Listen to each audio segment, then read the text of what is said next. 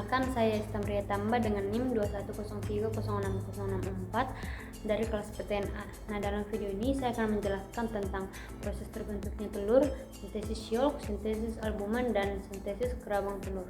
Mata kuliah produksi ternak unggas dengan dosen pengampu Bu Tati Vidianasari SPTMP. Berikut videonya. Baiklah, yang pertama saya akan menjelaskan proses terbentuknya telur pada unggas. Dimulai dari ovarium, di mana di dalam ovarium ini terdapat ovum. Nah, setelah ovum tersebut matang, akan dilepaskan, kemudian ditangkap oleh infundibulum. Nah, di dalam infundibulum ini, ovum yang telah matang berada selama 15-30 menit. Nah, teman-teman, sebelum sel telur tersebut diteruskan ke dalam magnum, di antara infundibulum dan magnum ini terdapat persimpangan atau lekukan, di mana di dalam lekukan ini akan terjadi proses fertilisasi, yaitu jika terdeteksi adanya spermatozoa dari hasil pembuahan antar si jantan dengan betina, di mana proses ini yang akan menyebabkan telur dapat menetas dan menghasilkan generasi baru. Dan sebaliknya, jika tidak terjadi pembuahan antara jantan dan betina, telur yang akan terbentuk nanti tidak akan bisa menetas. Nah, selanjutnya setelah dari infundibulum akan masuk ke dalam magnum, di mana di dalam magnum ini albumen telur akan disekresikan. Proses ini berlangsung selama 3 jam. Setelah itu masuk ke dalam ismus, di mana di dalam ismus ini telur akan dibungkus oleh 2 selaput membran tipis dan lunak, di mana berfungsi untuk melindungi masuknya mikroorganisme. Nah, di dalam ismus ini terjadi proses kurang lebih 1,5 jam. Nah, setelah itu telur akan dibawa menuju uterus, di mana di dalam uterus ini terjadi pembentukan kerabang telur. Nah, setelah kerabang telur terbentuk, masuk ke dalam vagina. Di dalam vagina ini terjadi hanya beberapa saat saja. Nah, di dalam vagina ini telur akan dibungkus oleh selaput mukosa yang berfungsi untuk menyumbat pori-pori masuk ke dalam telur. Nah, setelah telur tersebut terbentuk sempurna, pada akhirnya akan dikeluarkan melalui kloaka. Baiklah, di sini saya akan menjelaskan tentang sintesis yolk, yaitu yang terjadi di dalam hati. Yang pertama dimulai dari pituitary, di mana pituitary ini yaitu kelenjar yang berada di bawah otak. Nah, pituitary ini akan melepaskan 2 hormon yang disebut hormon gonadotropin dan hormon steroid.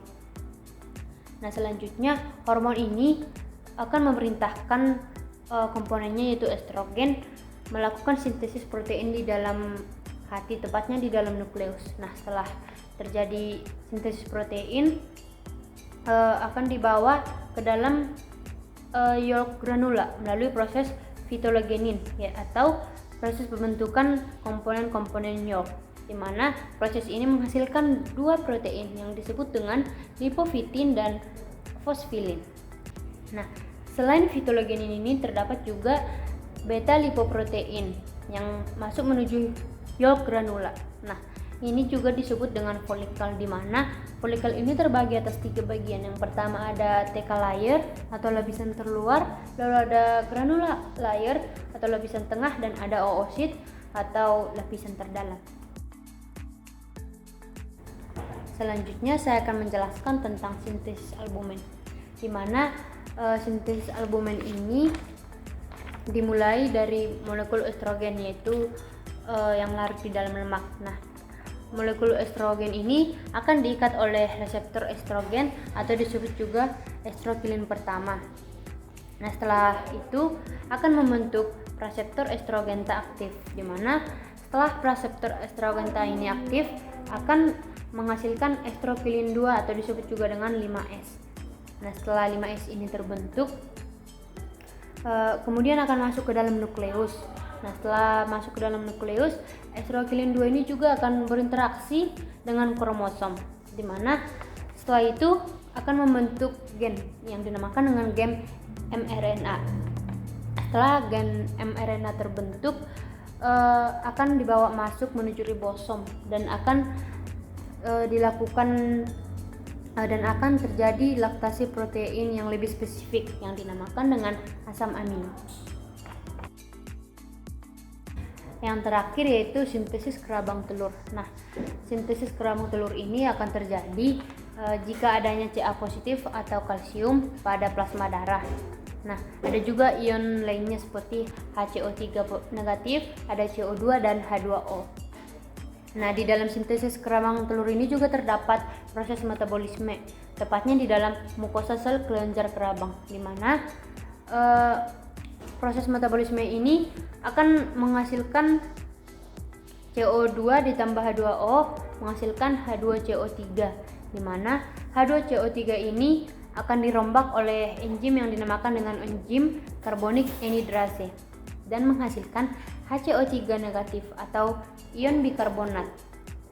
Nah, selanjutnya cairan kelenjar kerabang. Nah, kalsium ini akan masuk ke dalamnya dan ion bikarbonat juga masuk ke dalamnya dan H positif juga masuk ke dalamnya. Nah, di dalam cairan kelenjar kerabang ini akan terjadi proses reaksi, yaitu Ca positif ditambah HCO3 negatif ditambah H positif akan menghasilkan CaCO3 atau kalsium karbonat, di mana CaCO3 ini merupakan senyawa yang terdapat pada kerabang. Sekian penjelasan yang dapat saya sampaikan. Jika ada kesalahan dan masih banyak kekurangan lainnya, mohon dimaklumi. Sekian dan terima kasih.